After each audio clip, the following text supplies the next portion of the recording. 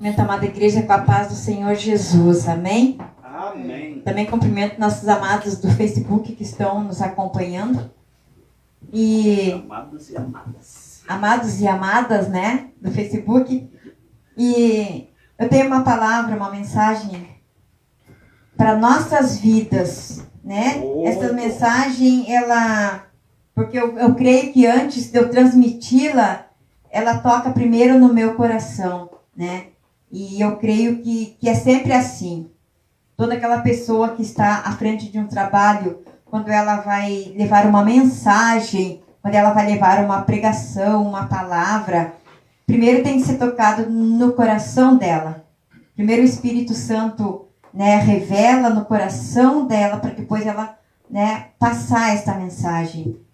E eu estava lendo, né, hoje, dando uma passada aqui pela Bíblia, e no livro de Crônicas, no capítulo 28, aqui no versículo 9, vai nos dizer assim: E tu, meu filho Salomão, conhece o Deus que teu pai serve com um coração perfeito e com uma alma voluntária, porque esquadrinha o Senhor todos os corações e entende todas as imaginações dos pensamentos.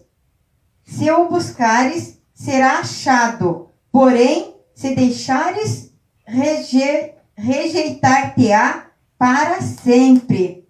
Olha, pois agora, porque o Senhor te escolheu para edificares uma casa para o santuário.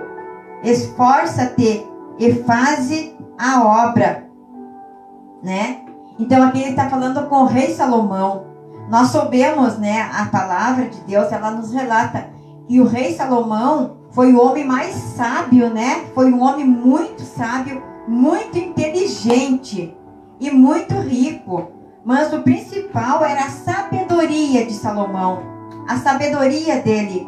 Então, quando ele fala aqui, ó, que é para Salomão, quando Salomão fala, né, para servir a Deus de todo o coração, com toda a fé, com todo o amor, com toda a dedicação.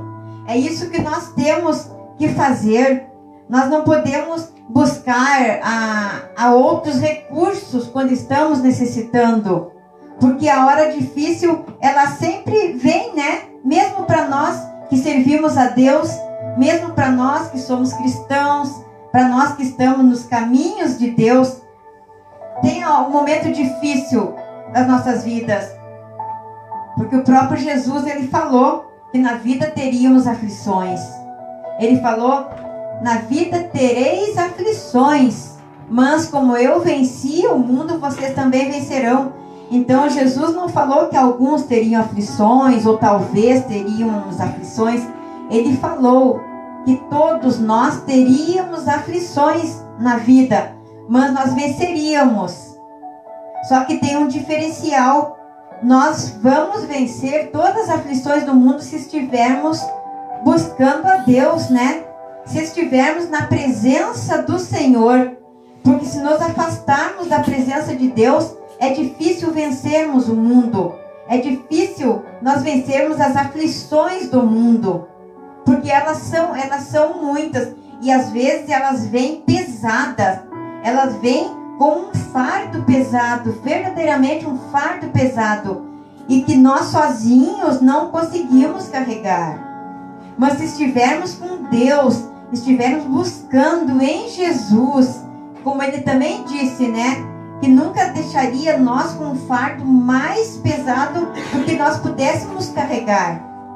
O fardo vem, mas Deus estando junto, Jesus alivia o nosso fardo. Ele nos ajuda a carregar esse fardo. Então, é por isso que aqui diz, né? Meu filho Salomão, conhece o Deus de teu pai, ou seja, né, o Deus do rei Davi. Que o rei Davi foi um homem de muita fé, um homem segundo o coração de Deus. Deus amava o rei Davi. Ele tinha o amor de Deus, né, o rei Davi. E Salomão era filho de Davi. Então Davi, ele era o seu conselheiro, né? Davi aconselhava o rei Salomão para que ele servisse a Deus, né? Não desviasse dos caminhos do Senhor, porque porque esquadrinha o Senhor todos os corações e entende todas as imaginações dos pensamentos. Deus sabe o nosso pensamento. Ele sabe o que estamos pensando, Ele conhece os desejos do nosso coração, bem como Ele conhece o que nós precisamos. Muitas vezes o desejo do nosso coração não é o mesmo do desejo de Deus para nossas vidas, mas Ele sabe o que nós precisamos verdadeiramente. E Ele nos alcança, né?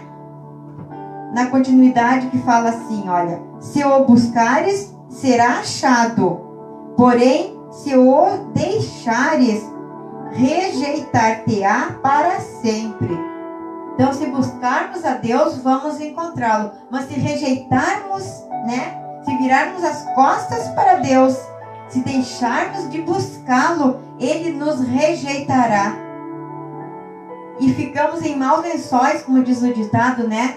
Sem Deus, sem a presença de Deus, não tem como vencermos. Não tem como vencermos sozinhos com a força do nosso braço. E logo após, no versículo 10, que vai nos dizer assim: olha, pois, agora, porque o Senhor te escolheu para edificares uma casa para o santuário. Esforça-te e faze a obra. Aleluia. Então, como ele fala, né? Ele nos escolheu para edificar um santuário em nós. Glórias a Deus. Escolheu nós para fazer a obra dele. Porque nós somos, né? Os responsáveis pela obra de Deus aqui na terra. Aleluia. Porque Deus, ele tem que nos usar para transmitir a palavra dele, transmitir a vontade dele. Porque apesar de Deus, né, estar com os olhos fitados em nós, com os olhos fixos em nós, 24 horas por dia, Ele não tem como Ele descer à terra para transmitir a palavra. Então Ele nos usa. Nós somos usados, escolhidos por Ele, escolhidos para fazer a obra. E como aqui, né, a palavra de Deus, as escrituras sagradas, elas dizem, né? Esforça-te e faze a obra. Temos que nos esforçar. Muitas das vezes não é tão leve o fardo. Às vezes o fardo ele é um pouco pesado. Mas nós temos que nos esforçar. Nós não podemos, né, desanimar. Não podemos fraquejar. Não podemos fraquejar nesta escolha que Deus fez. De uma certa forma, é uma escolha que Deus faz em nós. Ele nos escolhe. Ele nos escolhe para fazer a obra. Então temos que nos esforçar. Depois, logo adiante, aqui em 1 Crônicas mesmo, no mesmo capítulo 28, porém lá no versículo 20, vai nos dizer assim a palavra do Senhor. Aleluia. E disse Davi a Salomão, seu filho: esforça-te e tem bom ânimo, e faze a obra. Não temas nem te apavores, porque o Senhor Deus, o meu Deus, há de ser contigo. Não te deixarás, nem te desampararás, até que acabes toda a obra do serviço da casa do Senhor. Então é uma promessa que Deus faz para nós, que servimos a Deus. Ele nos promete que não nos deixará e nem nos desamparará, né? Até que façamos todo o serviço da casa do Senhor, ou seja, enquanto estivermos nessa terra, enquanto estivermos aqui, como seres humanos, enquanto tivermos vida, enquanto tivermos fôlego de vida, temos que fazer a obra do Senhor. Enquanto nós fazemos a obra do Senhor, Ele nos ampara, Aleluia. Ele nos guarda, Ele nos cuida, até o dia que Ele quiser, né? Até o dia que Ele resolver nos recolher de volta para o nosso lar eterno. Então até lá, nós temos que permanecer firmes, não desanimar e continuar fazendo a obra de Deus, cada um da sua forma, cada um da sua maneira, né? Cada um foi escolhido para uma missão. Um é para louvar, outro é para pregar, o outro é para falar do evangelho, o outro é para orar, fazer oração intercessória, outro é para ser coluna, ajudar na obra do Senhor. Então tem várias, tem várias funções, tem várias formas de servirmos a Deus, né, Heitor? Explica o que é coluna. Que a coluna é como tem pessoas que dizem, eu não sei pregar, eu tentei, mas eu não consegui, eu não sei louvar porque não tenho uma voz boa, não tenho ritmo.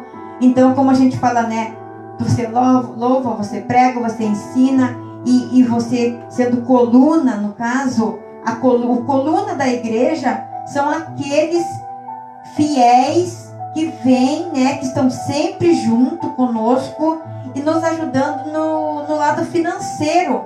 No lado financeiro. Porque para a obra ela se manter, para ela, né, a obra ser feita e se manter, ela precisa de colunas que mantenham a parte financeira. Então, Deus também separa aqueles. Deus separa, como Ele separa o pregador, separa o cantor, né? Ele separa o coluna da igreja. Já é separado. Aquele lá é para ser coluna da igreja. Aquela lá é para ser coluna da igreja, para ajudar na parte financeira. Porque se não tem o lado financeiro para manter uma igreja de portas abertas, assim como, né, como essa e como todas as outras igrejas, as portas serão fechadas. E ali não vai mais haver evangelho. Não vai ter como alguém estar ali pregando o evangelho, ensinando, orando, intercedendo em oração pelas pessoas. Porque as portas da igreja não conseguiu se manter abertas por falta do financeiro. Então esses são os colunas da igreja. Os que ajudam a manter as portas abertas, para que possamos receber todos os necessitados, os carentes, né? Os famintos e todos aqueles que necessitam de oração, que eles possam, né, adentrar numa igreja, num templo, né, assim como o nosso, como outros templos, né, assim como esse templo, para receber, né, de Deus o alimento de Deus, o alimento espiritual. E era essa a mensagem que eu tinha para os amados nesta noite, e eu agradeço a oportunidade em nome de Jesus.